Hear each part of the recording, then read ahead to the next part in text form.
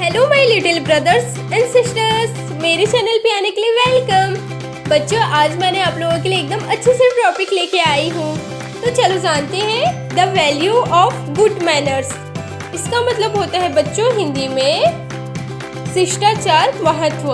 आज मैं आप लोगों को शिष्टाचार का महत्व बताऊंगी। तो चलो जानते हैं इंग्लिश और हिंदी दोनों में। और वैसे भी बच्चों ये चीज़ हमें जानना चाहिए, हमारे में गुड मैनर्स होना चाहिए। तो चलो जानते हैं। सेइंग नमस्ते टू एल्डर इज प्रॉपर। बच्चों इसका मतलब होता है हिंदी में बड़ों को नमस्कार करें। बच्चों हमें हमेशा अपने से बड़ों को नमस्कार करना चाहिए, हमें नमस्ते करना चाहिए। Stand up and greet the elders politely.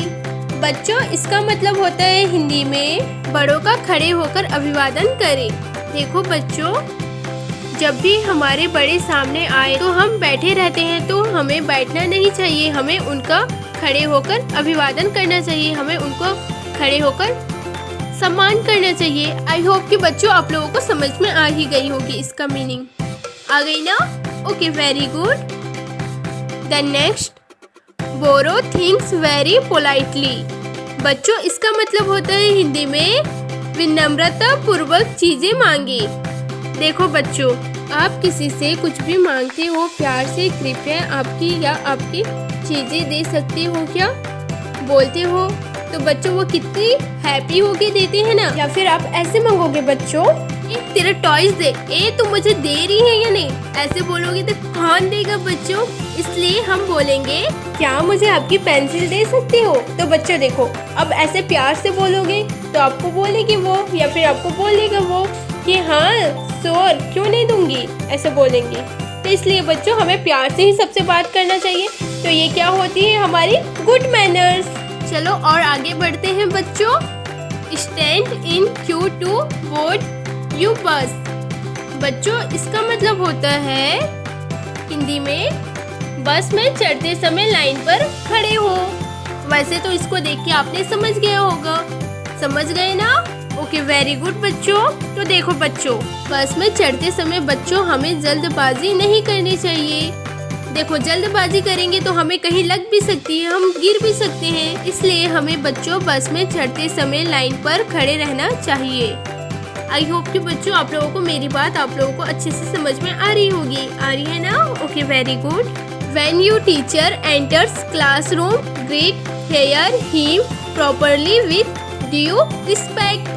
बच्चों देखो, इसको भी मैं आपको अच्छे से समझाती हूँ कि और अच्छे से समझ में आए। इसका मतलब होता है बच्चों हिंदी में शिक्षक के आने पर खड़े होकर अभिवादन करें। बच्चों आपको मैं और एक चीज बता देती हूँ।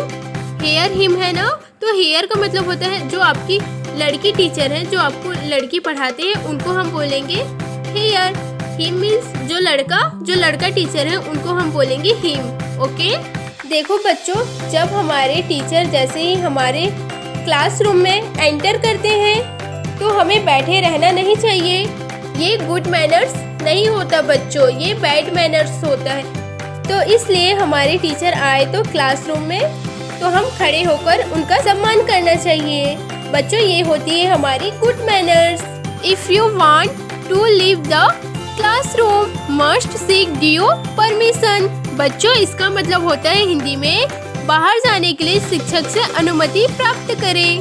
देखो बच्चों, जब हमारे टीचर रहते हैं तो हमें वॉशरूम जाना रहता है या फिर हमें क्लास से बाहर जाना रहता है, तो हम उनसे परमिशन लेके ही बाहर जाएंगे। तो ये हमारी गुड मैनर्स होती है। ओके, चलो और जानते हैं बच्चों। If you have offended someone or made a mistake, apologize saying sorry। बच्चों इसका मतलब होता है हिंदी में गलती होने पर क्षमा मांग ले।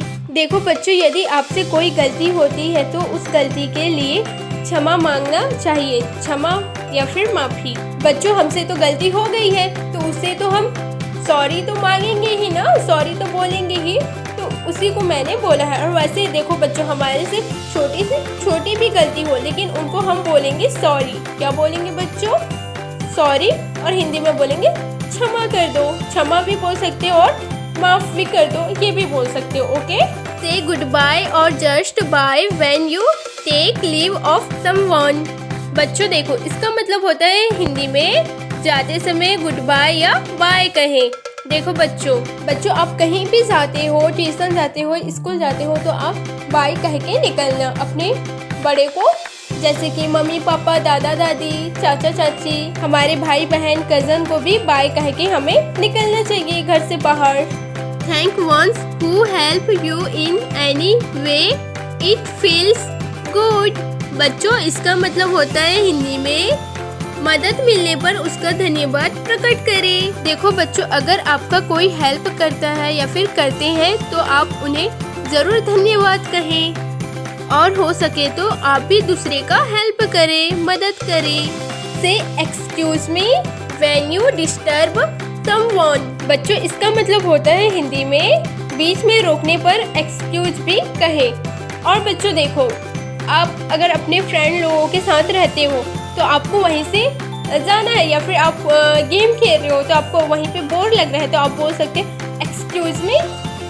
Okay, keep your self neat and tidy. बच्चों इसका मतलब होता है हिंदी में अपने को साफ एवं स्वच्छ रखें। क्या बोली मैं आपको फिर से रिपीट करके बताओ, अपने को साफ एवं स्वच्छ रखें। वेरी गुड बच्चों।